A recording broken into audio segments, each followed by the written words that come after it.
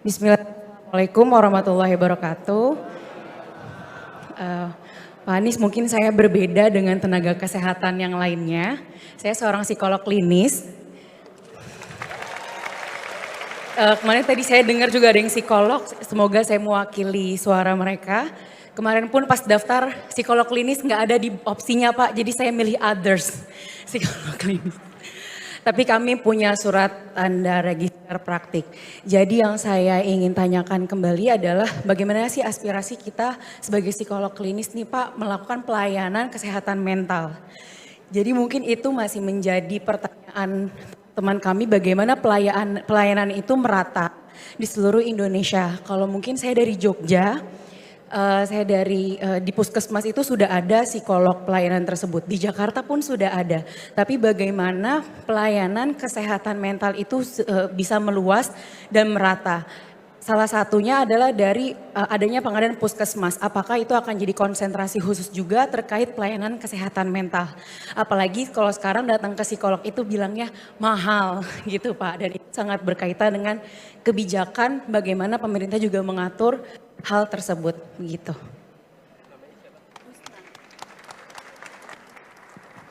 Bapak dulu boleh merespon Pak. Oh langsung, oke.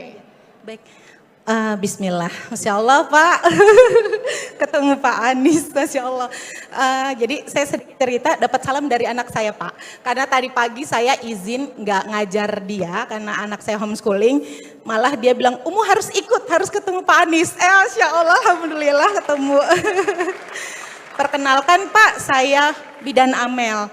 Profesi saya bidan, sebelumnya saya mau mengucap salam hormat dulu dengan Ibu Emi, Masya Allah itu Ketua IBI periode terdahulu. Sebenarnya alhamdulillah banget nih kayak Allah jodohkan, kenapa dengan psikolog. Karena saya concern sekali, alhamdulillah saya saat ini diamanahi Allah punya klinik bercenter di Jakarta Pak, namanya Klinik Cikal Mulia. Dan kami sangat berfokus kepada mental health pada ibu-ibu hamil dan bersalin. Yang kalau tadi saya sempat berpikir ketika Pak Anies ditanyakan tentang case stunting, terus saya bilang sama tim saya datang berdua di sini, kalau Pak Anies nggak nyinggung stunting tuh dari ibu hamil, saya pulang aja, saya bilang gitu.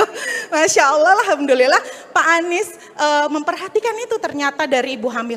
Yang saya tanyakan adalah, Pak, mungkin tidak terlihat seperti gunung es, tapi ternyata perempuan itu Pak ketika mengalami proses hamil dan bersalin itu harus sangat diperhatikan secara yang kebanyakan orang vitaminnya gimana dan yang lain-lain, tapi mental health-nya tidak diperhatikan.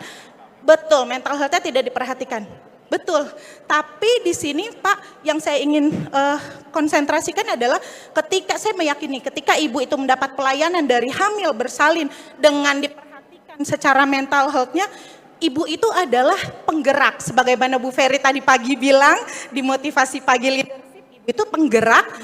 Saya juga meyakini itu. Ibu. Jadi menurut saya salah satunya Pak banyak sekali abuse di rumah sakit yang dirasakan pada ibu saat bersalin, termasuk tidak diberikan pilihan-pilihan yang menunaikan hak-hak perempuannya gitu. Nah kira-kira apa untuk kebijakan kedepannya Pak Anies untuk mengontrol itu agar ibu-ibu layak mendapatkan hak yang secara mental juga diperhatikan dan dipenuhi gitu Pak. Terima kasih. Baik, tepuk tangan dulu semuanya.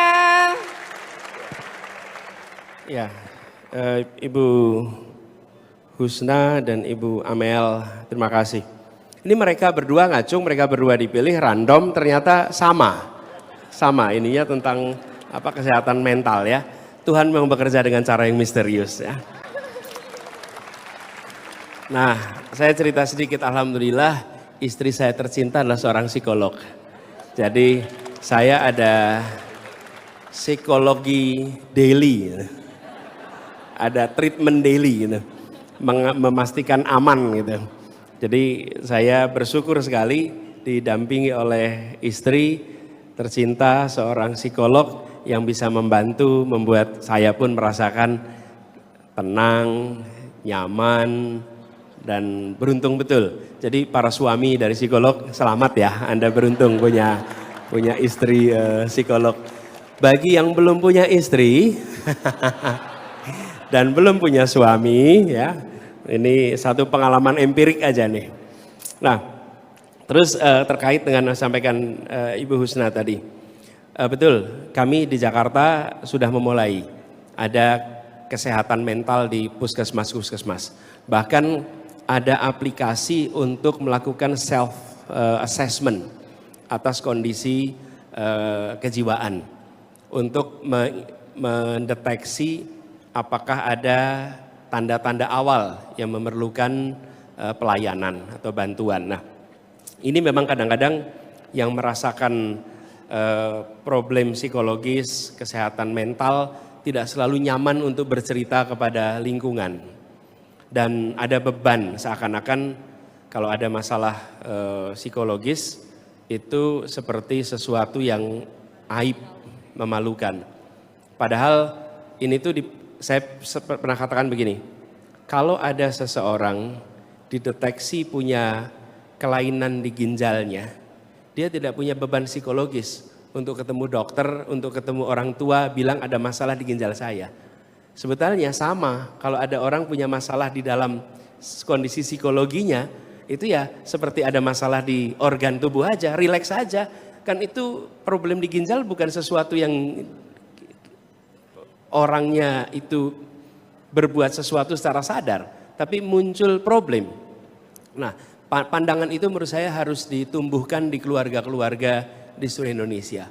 Sehingga kalau ada anggota keluarga memiliki problem psikologis, itu lingkungan pun tidak menghukum. Kalau ada orang sakit ginjal kan nggak dihukum oleh lingkungannya, tapi orang menjadi peduli, diperhatikan makannya, diperhatikan istirahatnya, diperhatikan obatnya, itu kan menunjukkan peduli. Nah, kalau ada problemnya psikologis, lingkungan juga harus begitu. Sehingga dia terbantukan dan itu membutuhkan pemahaman di tingkat keluarga. Yang kedua, fasilitas. Kami berkeinginan agar fasilitas-fasilitas pelayanan kesehatan mental itu ada di puskesmas-puskesmas di seluruh Indonesia. Kita berkeinginan itu. Mengerjakannya nggak bisa langsung, itu mengerjakannya mungkin gradual. Gradual itu artinya apa? Misalnya nih, kami di Jakarta kemarin kalau tidak salah mulainya awalnya 23 puskesmas. 23 puskesmas itu ditempatkan di tempat yang dekat dengan puskesmas-puskesmas lain. Sehingga kalau ada yang datang bisa langsung dirujuk ke puskesmas terdekat. Karena kita tidak mungkin langsung mengirimkan pada 267 puskesmas, kelurahan di Jakarta. Tapi dengan cara 23 ditetapkan, lalu di tempat-tempat lain itu merujuk.